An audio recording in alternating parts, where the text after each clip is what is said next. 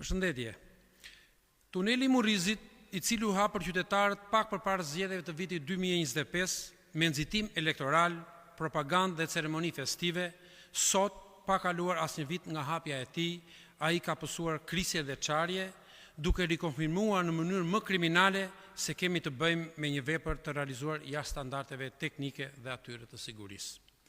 Kjo që ka ndodhur nuk ishte e paparashikueshme, pasi këmbanat e alarmit kanë rënë shumë herët, si gjatë ndërtimit tunelit dhe pas hapjes së tij, ku inxhinierët e Departamentit të Infrastrukturës të Partisë Demokratike kanë deklaruar se kjo rrugë dhe ky tunel në veçanti ishte jashtë standardit dhe përbente rrezik serioz për jetën e qytetarëve.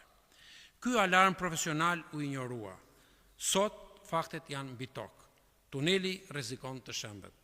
Deputetët e Partisë Demokratike i janë drejtuar zyrtarisht autoritetit rrugor shqiptar për informacion mbi rrugën e Arbrit dhe përgjigja zyrtare ka qenë: tuneli i Murrizit, pjesë e segmentit nr. 3 të territorit të rrugës së Arbrit, është segmenti që nuk është dorëzuar ende pranë ARSH-s për ndjekjen e procedurave të kolaudimit. Pra, tuneli i Murrizit dhe rruga e Arbrit janë hapur për përdoruesit e rrugës të papërfunduara, të pakolauduara dhe të pamarrura në dorëzim.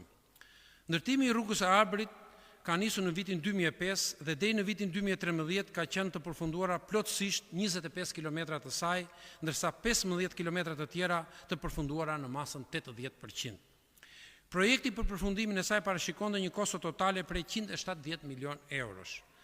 Pas vitit 2013, punimet u ndërpren pasi ndërtimi i rrugës duhet të jepej me PPP, ku përfituesi PPP-s kishte detyrimin që të hartonte projektin përfundimtar, të realizonte punimet e përmirësimit, ndërtimit, operimit dhe mirëmbajtjes sipas projektit të zbatimit, të siguronte financim për zbatimin e projektit.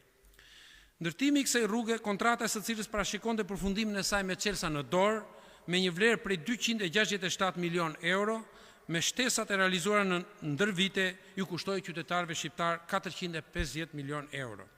Përfituesi i PPP-s është i njëjti subjekt që realizoi dhe tunelin e dështuar dhe famëkeq të Llogaras. Përse dy tunele strategjik të ndërtuara nga një njëjti oligark i lidhur me qeverinë çahen, dështojnë dhe rrezikojnë jetën e qytetarëve? Kjo nuk është rastësi. Kjo është një skemë e mirë organizuar për vjedhje dhe keq organizuar për qytetarët.